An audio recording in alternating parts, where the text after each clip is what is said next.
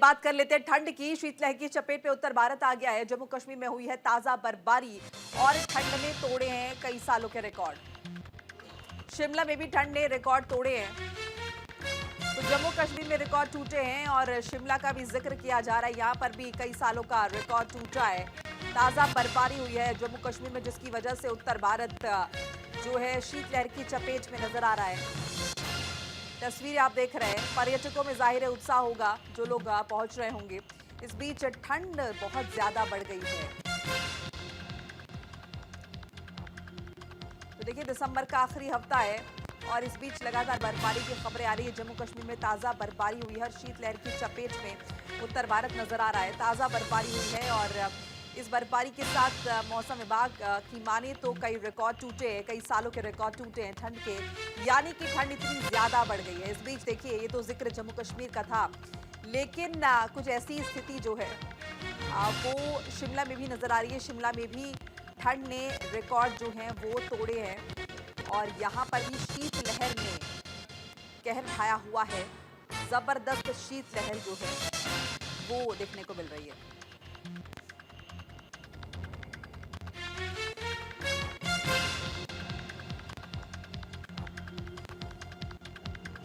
तो देखिए, अगर आप जम्मू कश्मीर जाने वाले हैं, घूमने के लिए प्लान कर रहे हैं इन विंटर वेकेशंस में, या फिर अगर आप जाना चाहते हैं शिमला, तो ये खबर आपके लिए हो सकती है, क्योंकि फिलहाल जम्मू कश्मीर में ताज़ा बर्फबारी हुई है और जाहिर है टेम्परेचर इससे काफ़ी हद तक डिक्रीज हुआ है।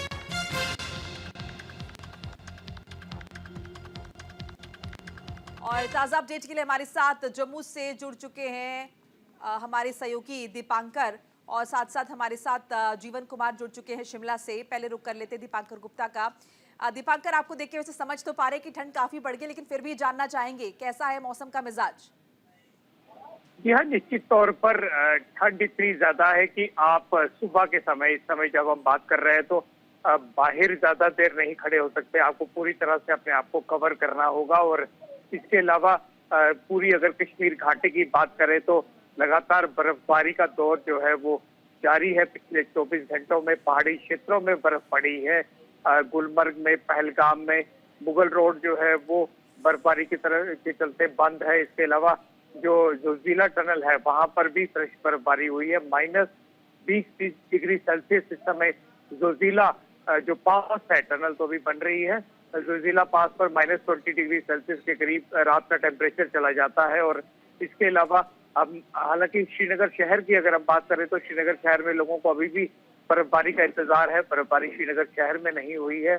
अगर आप आना चाहते हैं गुलमर्ग में, तो आपको यहाँ पर टनमर्ग के इलाके में फ्रोजन जो एक वाटरफॉल्स हैं वो देखने को मिल जाएंगे। कई जगह पर अक्सर यहाँ पे घाटी में आप देख पाएंगे कि बर्फ से जो आपकी पाइप्स है, वाटर पाइप्स हैं, पूरी तरह से फ्रीज हो चुकी हैं और पानी भी कई जगह पे नहीं आ रहा है।